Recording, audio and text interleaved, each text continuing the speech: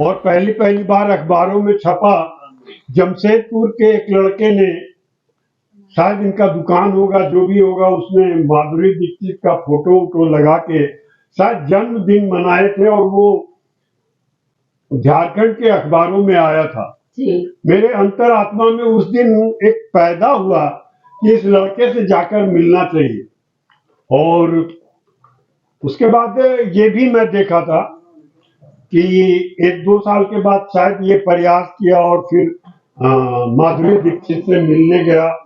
माधुरी दीक्षित इससे मिली, उसका भी मैं कुछ फोटो या अखबार में पढ़ा था।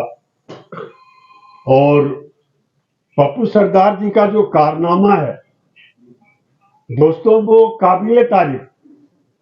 और ये लगन, मैं क्या बताऊं, मैं फिल्म इंडस्ट्री में अटैच रहा हूं कम से कम 10 साल तक। मैं बॉम्बे से पहला मॉडलिंग किया हूं 80, 81, 82 इमिरेट्स बैंक के लिए एज ए अरब का शेख। काफी पॉपुलर एड हुई थी। उसके बाद ग्वालियर के लिए मैं ऐड किया, और उसके बाद मुझे रामानंद सागर ने सेलेक्ट किया, तो रामानंद सागर के रामायण में काम किया। उसके बाद मनोज कुमार जी के साथ भारत के शहीद किया। 2 हिंदी फीचर फिल्म किया, एक बिरसा, राजेश मित्तल की Birsa the black iron man, उसमें कंप्लीट नेगेटिव रोल किया हूं। अजब सिंह की गजब कहानी अभी कुछ दिन पहले सुजाता में रिलीज हुई थी, कोरोना के पहले।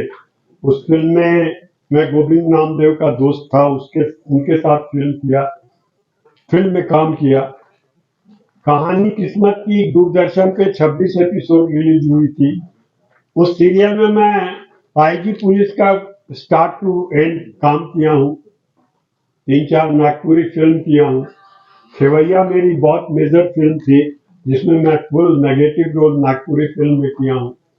लेकिन ये सब के बावजूद, जैसे पप्पू सरदार जी माधुरी दीक्षित को लेकर चर्चित हैं, मैं मुरारी लाल गुप्ता पूरे हिंदुस्तान में आज रामायण को लेकर चर्चित ही नहीं।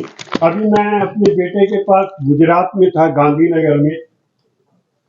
जिस सोसाइटी में मेरा बेटा रहता था, मैं क्या बताऊं, मतलब लोगों को जैसे मालूम हुआ कि यहाँ रामायण का आर्टिस्ट आया हुआ है, इंटायर सोसाइटी के लोगों ने एक कार्यक्रम रख दिया मेरे लिए।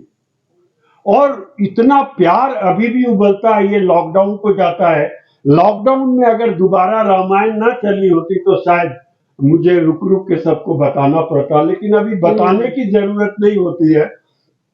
और मेरे काफी यूट्यूब में इंटरव्यू भी हैं, काफी मैंने रामायण के भी स्नैप्स आते रहते हैं। मेरा एपिसोड 31 उसमें आ जाता है, और मैं टोटल 21 एपिसोड में काम किया हूँ। लेकिन 31 एपिसोड 10 मिनट में आ रहे। जयंती ने जो कहा, मैं हर एपिसोड में उपस्थित जरूर हूँ। रावण के साथ 1-2 डायलॉग जरूर है, लेकिन मेरे डायलॉग सबसे अधिक एपिसोड 31 में है। मेरा संवाद मेघनाथ के साथ है, रावण के साथ है, विभीषण के साथ है, और सभी लोग अप्रिशिएट करते हैं। और उससे भी अच्छी बात क्या है कि झारखंड में जब रामायण चलती थी, हिंदपीढ़ी में भी हमारे मित्र हुआ करते थे। एक मुस्लिम परिवार में मैं जाता था, तो उन्होंने, उनकी माता जी ने कहा कि मुरारी बाबू, हम लोग टीवी ना देखा हलियो, लेकिन तोड़ चलते रामायण देखे लगी। तो ये था रामायण। और मैं हिंदपीढ़ी में भी घुसता था या ईसाई एरिया में भी घुसता था, तो लोग बोलते थे, अरे रावण का सेनापति आ गया, रावण का सेनापति आ गया। ये बात है, मतलब 87, 88 में रामायण आई थी, तो 90 में मैं कहीं कहीं घूमता था, तो ये याद मिलता था। उसके बाद तो लोगों के ध्यान में होगा कि नहीं होगा, लेकिन ये लॉकडाउन में वापस यंग जनरेशन में रामायण हो गया। और ये आप लोगों का प्यार है, पत्रकारों का भी बहुत बड़ा मैंने स्नेह है मेरे लिए, और मतलब मैं इसको भूलता नहीं हूँ। और पत्रकारों के प्रति मेरा भाईचारा बहुत अधिक रहता है, प्रेम बहुत अधिक रहता है। इन सब के बावजूद अगेन फिर से इनकी उपलब्धि के लिए, पप्पू सरदार की उपलब्धि के लिए मैं तहे दिल से एकदम इनको बधाई, बहुत बधाई देता हूँ।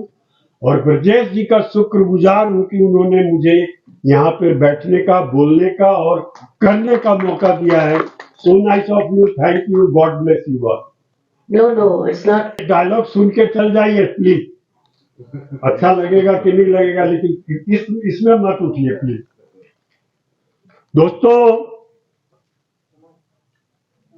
रावण की बहन का सुपर्णखा का नाक कट चुका है और सुपर्णखा को अब रावण के दरबार में जाना है और खर दूषण की लड़ाई से एकलौता अकंपन बच के आया, वो भी रावण दरबार में जाने की सोच रहा है। सुपर्णखा और अकंपन की मुलाकात होती है और ये दोनों मिलकर रावण दरबार में आते हैं और रावण के सामने खड़ा होकर सुपर्णखा कहती है, भैया, दो साधारण मानवों ने लंकापति रावण के बहन की नाक काट दी भैया, लंकेश की कृति को धब्बा लग गया है। और भी बहुत संवाद होते हैं, ये होते हैं। रावण का अकंपन बहुत ही विश्वासी सेनापति है।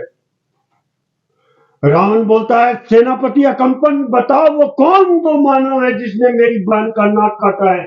मैं जाऊंगा और दोनों मानवों को मार दूंगा। महाबली लंकेश, वो कौशल देश के राजा दशरथ के पुत्र हैं राम और लक्ष्मण। वो बड़े ही यशस्वी और तेजस्वी दिखाई पड़ते हैं। ऐसा जान पड़ता है कि समस्त ऋषियों और मुनियों के द्वारा सिद्ध किए हुए दिव्य अस्त्रों पर उनका पूर्ण अधिकार है। उन्हें माया की विद्या भी आती है लंकेश, इसी कारण हमारे राक्षस सैनिक आपस में ही लड़कर मर गए। ये बात है। मैं अभी जाता हूं और दोनों मानवों को मार दूंगा। हाँ भैया, उसने ऐसे किया, वैसे किया। सुपर्णखा लगाती है। अकंपन बोलता है, महाबली लंकेश, लंकापति रावण ने दो साधारण मानवों को मार दिया तो भी लंकेश की कृति को धब्बा लग जाएगा। आप मेरी बात माने महामना, राम अपनी पत्नी से अत्यधिक प्रेम करता है। आप राम की पत्नी को हर लें तो राम लाज से मरेगा, संताप से मरेगा, विरह से मरेगा। मेघनाथ बोलता है, पिताश्री, सेनापति अकंपन की बात विचार करने योग्य है। हाँ, मुझे भी लगता है, ये मुझे सभी दरबारी भी बोलते हैं सेनापति अकंपन की बात विचार करने योग्य है। तब रावण बोलता है कि लगता है मुझे भी यही कार्य करना होगा। अकंपन का अंतिम डायलॉग है, महाबली लंकेश जिस तरह से नाक से मणि छीन जाने पे नाक तड़प तड़प कर मरता है, उसी प्रकार राम की पत्नी हर जाने पे राम तड़प तड़प कर मरेगा। रावण बोलता है, हाँ, ये मुझे स्वीकार है और अब यही करना होगा। बहुत बहुत धन्यवाद। तो ये